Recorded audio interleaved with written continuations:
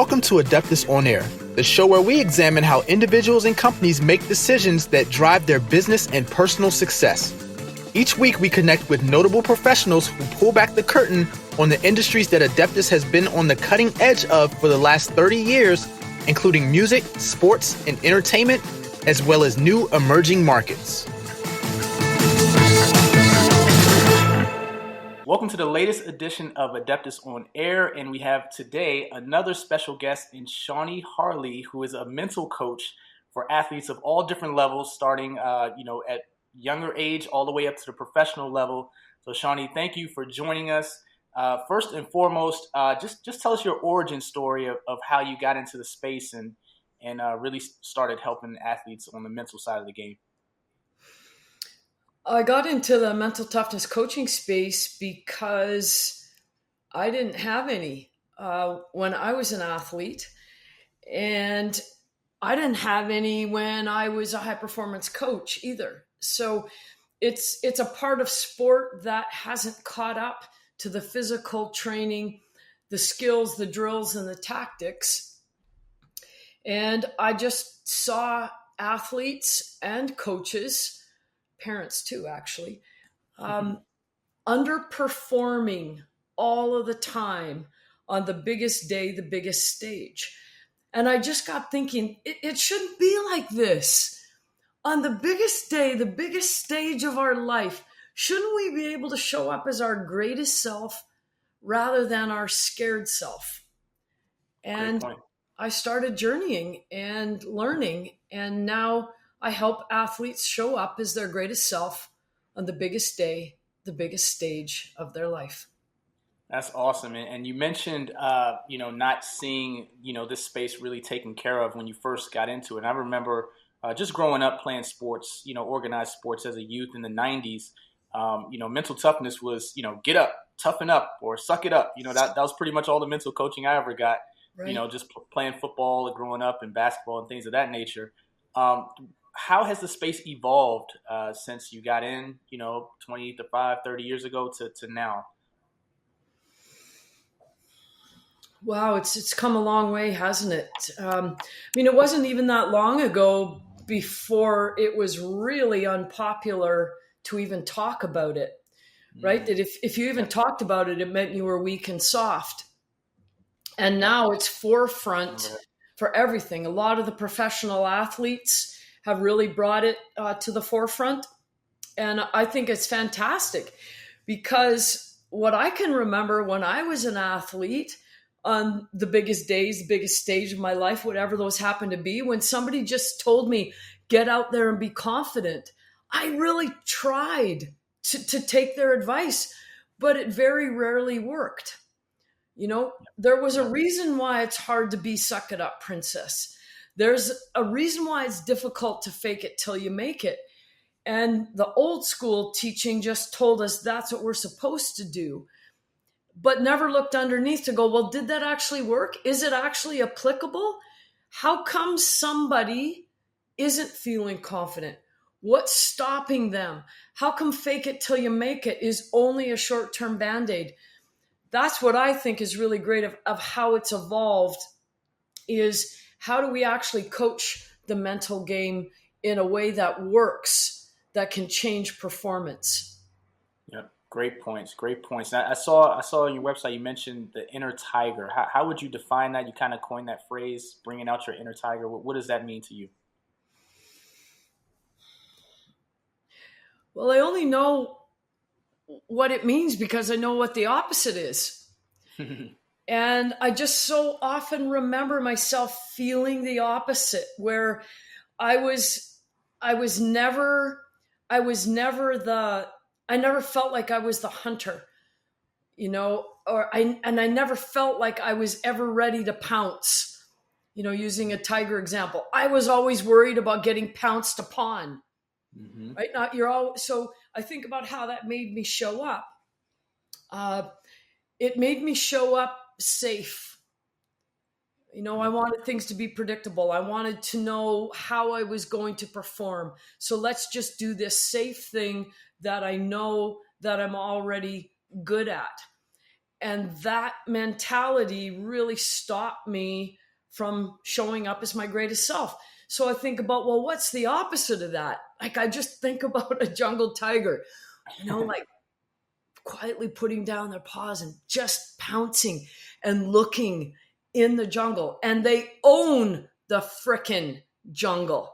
I wish I would have showed up like that more often when I was an athlete. Wow. Wow. No, it's a great way to put it. And I'm thinking in terms of social media now. Now these athletes can really relive their mistakes, their mess ups, their concerns almost in real time now. A clip will be on social media within minutes after it happening or after a game. How much has that impacted the space in your space and added to the stress level for athletes? It's interesting, isn't it? Because we said, isn't it great how much the mental game is now in the spotlight, and it is okay to talk about it. And yet the other thing is also happening. There's so much attention on it. There's nowhere to hide. Yeah. And these athletes, they feel so exposed, right? They feel like they're here, they are out in front of these people watching. Somebody's got on video, somebody's going to post it. And so many of them, I think they feel like they're just standing there naked, and everyone's looking at them. And they're like, give me a bathrobe. I need to cover up. Everyone's watching me. And the amount of insecurity that I see in athletes, because they know everyone is watching them. They know if they mess up, they're going to be blamed, shamed, and guilted. And think about how come that makes them show up with insecurity, right? The voice of self-doubt creeps in. It's like, holy crap, everyone's watching. What if I fall flat on my face? That is, I said, the good thing is we're talking more about the mental game. The difficult thing is it's making more athletes be more afraid because they are more exposed. Yeah. Wow. I have a kind of a 3-part question for you. I want to break it down in each, because this is interesting to me in terms of the differences in the type of athletes you work with. So in 3 different parts, I'll just ask it one by one. Sure. What are some of the generational differences that you're finding in coaching today's athlete versus, say, 20 years ago or 20 or 30 years ago? Just generational differences. And again, we're generalizing here, so it doesn't apply to everyone. Correct. I would say, how everybody talks about how soft this generation is? Mm-hmm. Mm-hmm. I'm not sure if that's accurate, so let me explain. When I look back in the day, sound like my grandpa when I say that, but back in the day, I do believe that athletes were grittier. They were a little more resilient, and they had a little bit tougher and thicker skin. And then I asked myself why. And I'm like, well, they kind of didn't have a choice. And nobody really knew what was going on with them. There was no social media to go and follow their life from dawn till dusk. So people now say, well, athletes this generation is so soft. Maybe that's true.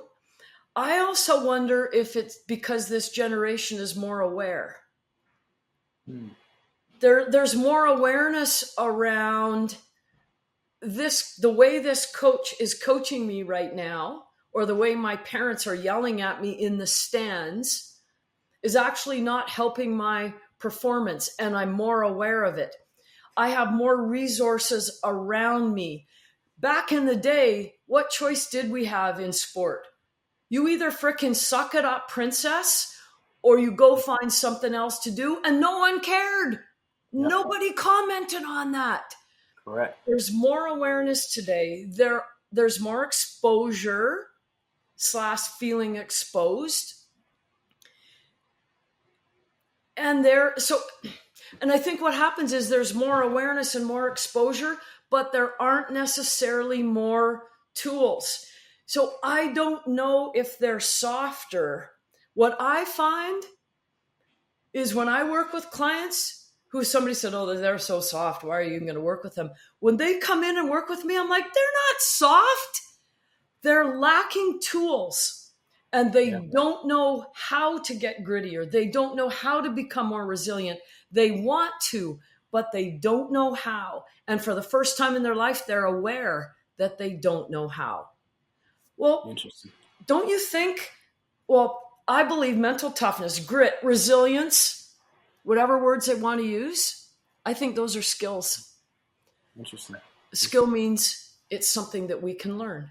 And these cultivate it. Yes, these things are learnable and teachable. Yeah. Wow.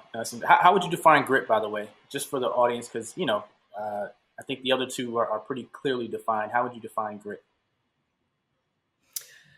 I think there are two parts to it. I think there's the ability to handle physical discomfort. So think about you're in the weight room, being able to do one more repetition. You're on a run and you're trying to go 2 seconds faster than you did the last time. Every time we push our body to become our greatest self, there will always be physical discomfort. And I feel like that's what grit is. It's like, man, I can tough it. I can tough this out. Mm-hmm. So there's the ability to handle physical discomfort. I also think there's another piece that we never talk about. I also think that grit is the ability to handle emotional discomfort. And that's the part I see lacking in athletes. Because sport is a series of storms. I think most of the storms are emotional. And athletes don't know what to do with this storm of emotion that hits them all of the time. And more than ever now because of all the pressure of being exposed. So I also believe that grit is the ability to handle emotional discomfort.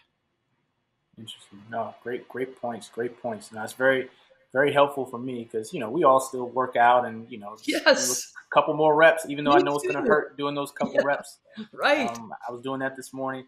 So back to my 3-part question. The next question is regarding gender. Are there components of mental coaching that are different based on male athletes and female athletes, or are they all, practices pretty much across the board?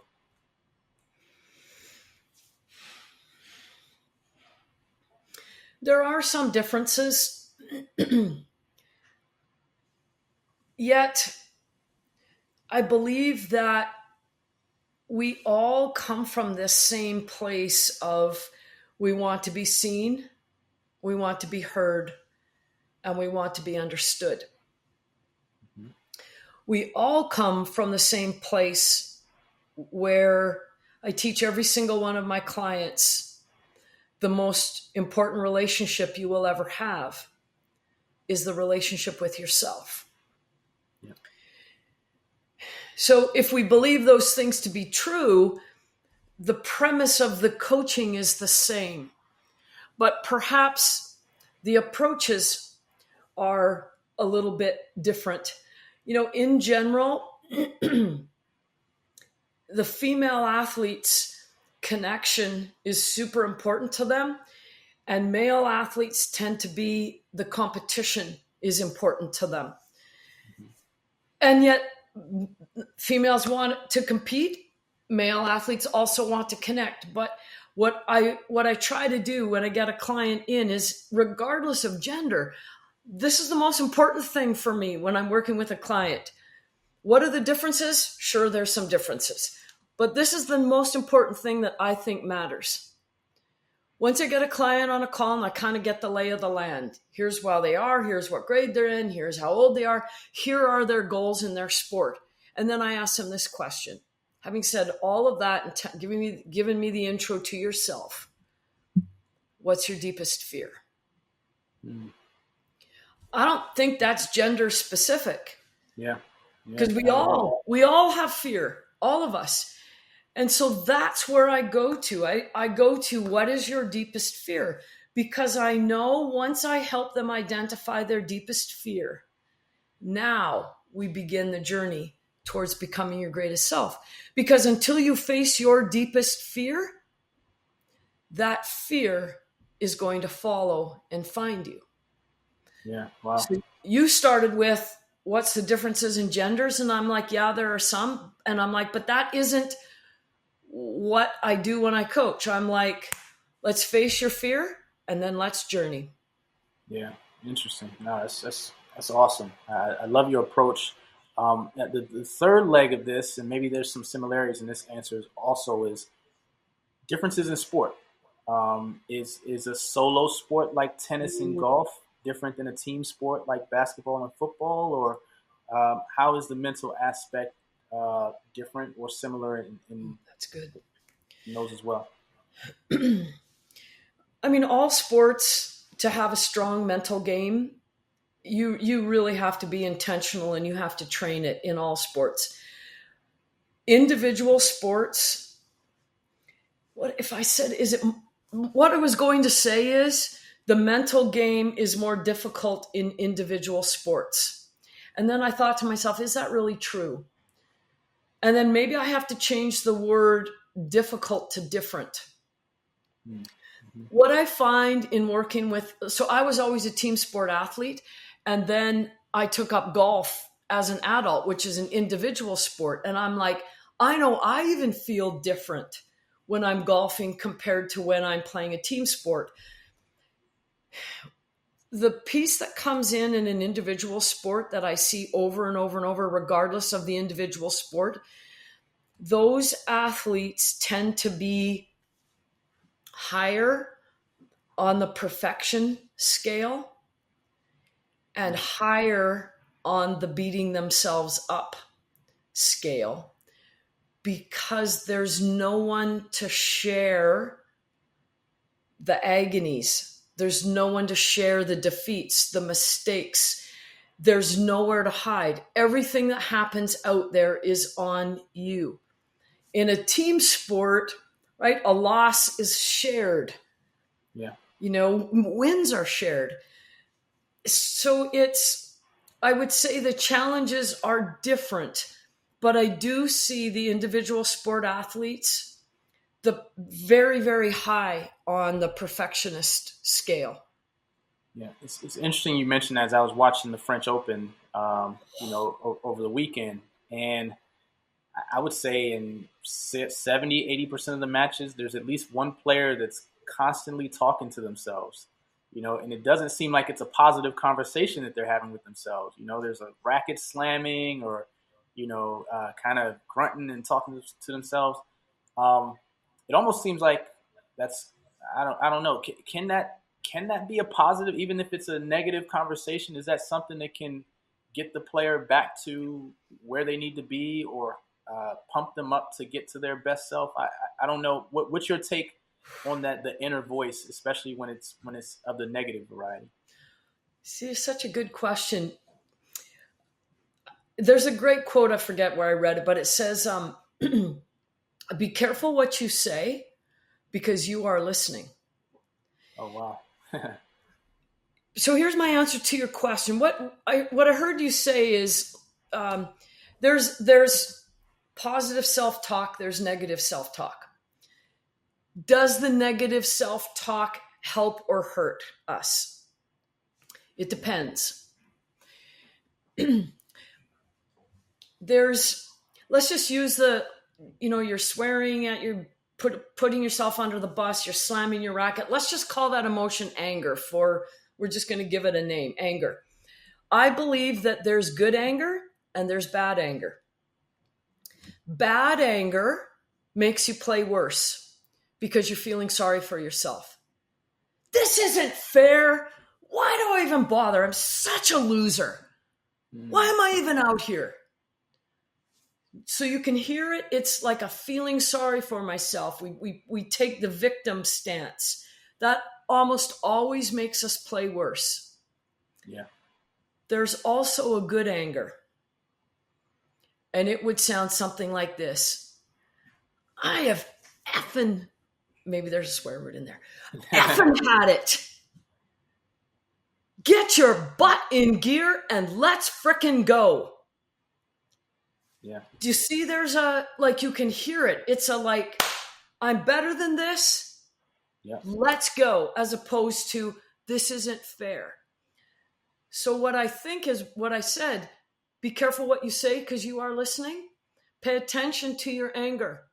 Is it good anger or is it bad anger? Interesting. No, those are very, very good points with that. And that's exactly right. I wish I could read the lips of, to see what the athletes were saying to kind of know, if they're saying it in a productive way or unproductive way. You spoke of the big moments.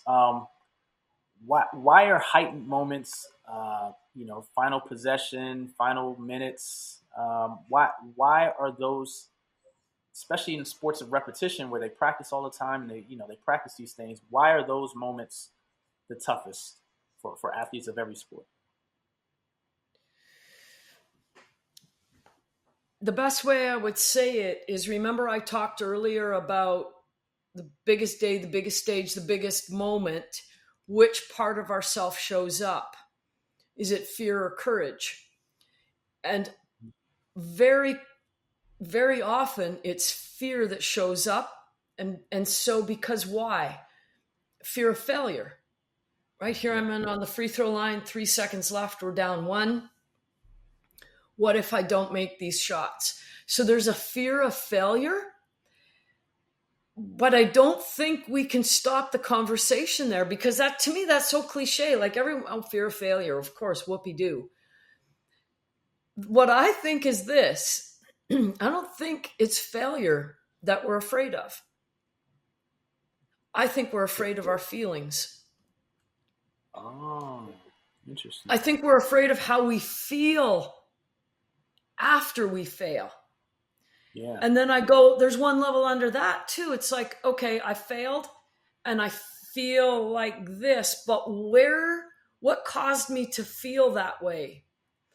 And often it's FOPO. It's an acronym, FOPO, fear of people's opinions. It's not the failure that I'm afraid of. I'm afraid of what I think people are going to think, or what people are going to say, or what's going to get posted about me on social media. And then we actually get double whammy because we're afraid of what the noise is going to say.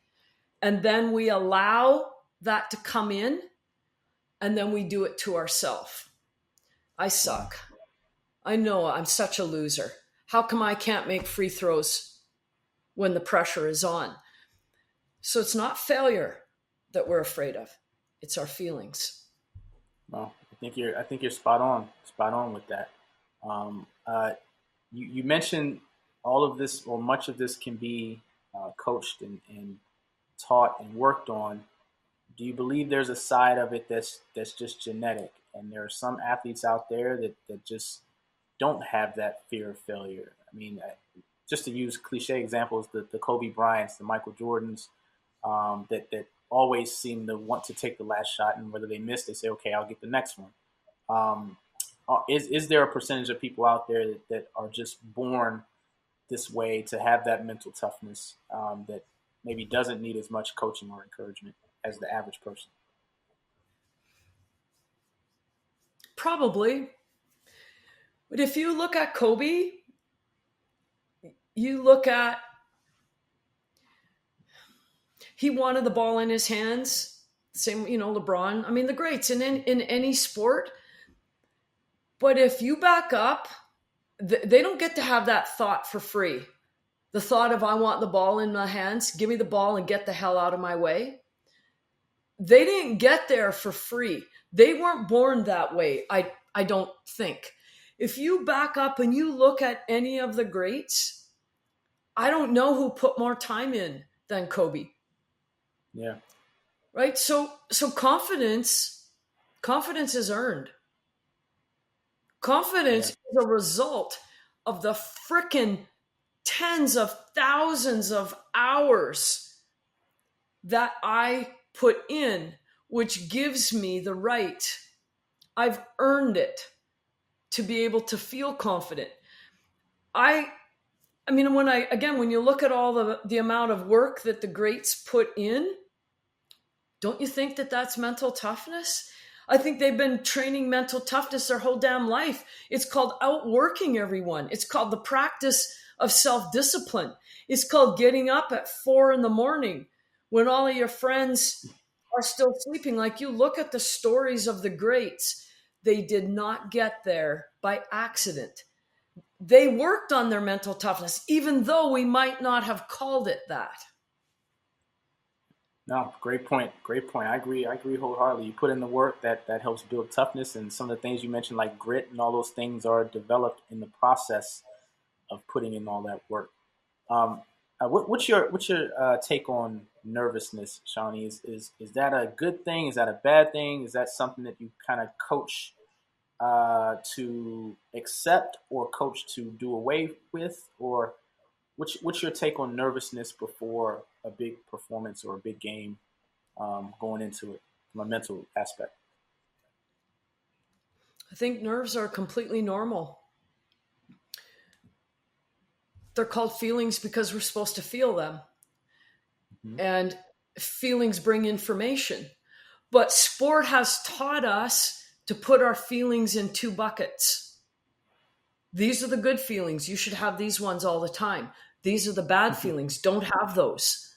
I think it's absolutely ridiculous. Like, what if we had been raised in sport to be like, you know what? The day's going to come when you're going to be on the free throw line with 3 seconds left and your team's down 3 and you will be nervous. And that is completely normal. Good for you. You're normal. Instead of, don't be nervous. Oh, you're so soft because you're nervous. So number 1, nerves are normal because it's a feeling. I believe that when we have a mental toughness toolkit, we can say this to our feelings. Let's go, feelings. Bring it on. What you got?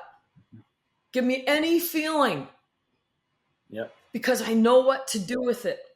I think, remember I said earlier that sport is a series of storms and most of the storms are emotional? Yes. Don't you think then that we need emotional intelligence? Emotional intelligence, to me, is the ability to acknowledge, understand, and manage our feelings. So nervousness just fits right in there. I'm feeling nervous right now. Well, of course you are, because it matters. If you don't want to feel nervous, don't give a shit. Crap. I don't know if I'm allowed to swear on you. I just did. That's all right. We don't get nervous about things that we don't care about or that don't matter or insignificant. So of course we're going to be nervous when we care about something. So why don't we start normalizing uncomfortable feelings when we're playing sport or life for that matter? Yeah, no, I agree. I definitely agree. And sort of a question to kind of put a bow on the first question I asked, as far as how things, were when you first got into the business. Where do you see mental toughness coaching, mental toughness in general, kind of evolving in the next 20 to 30 years? It's already evolving at the higher levels, the highest levels of sport. I mean, if we got the Paris Olympics coming up. If you go look at any of the major sports, they will be traveling with a sports psychologist, right? The sports psychologist has become integrated in the daily training environment, just like the strength and conditioning coach. It's already happening at the higher levels. And I think there is already a trickle-down effect happening, because there's another awakening that I see when I'm working with clients is everyone's already doing more physical training, more drills, hiring a private coach, going to more camps. Yeah. What's the return on investment? So if we've already tapped into the technical tactical, we've already tapped into the physical, where else are people going to find their advantage? And that's what athletes are starting to figure out. It's like my physical game is as good as anyone's, and everyone's physical game is good. So the only advantage I now have is I've got to get my mental game going. So this is already happening. But as we know, change is always slow, but it's happening. Correct. No, you're spot on with that. You're spot on with that, Shawnee, and I really appreciate all the insight. Can you give just the audience your social channels, where to find you, where to find more content and insight from all the expertise that you have, Shawnee? They can find me. A good place to go is my website. You'll probably have this in the show notes, but ShawneeHarle.com is my website. I'm on Facebook, I'm on Instagram, and I'm also on LinkedIn. Awesome, Shawnee. Thank you. Thank you so much for the tremendous insight and knowledge just on helping athletes in the mental aspect of the game. It's a very important aspect. It's a growing aspect, and I'm glad everything is being way more accepted in the space than, say, even 10 years ago, really. So tremendous work, Shawnee, and thank you for joining Adeptus On-Air. You're very welcome.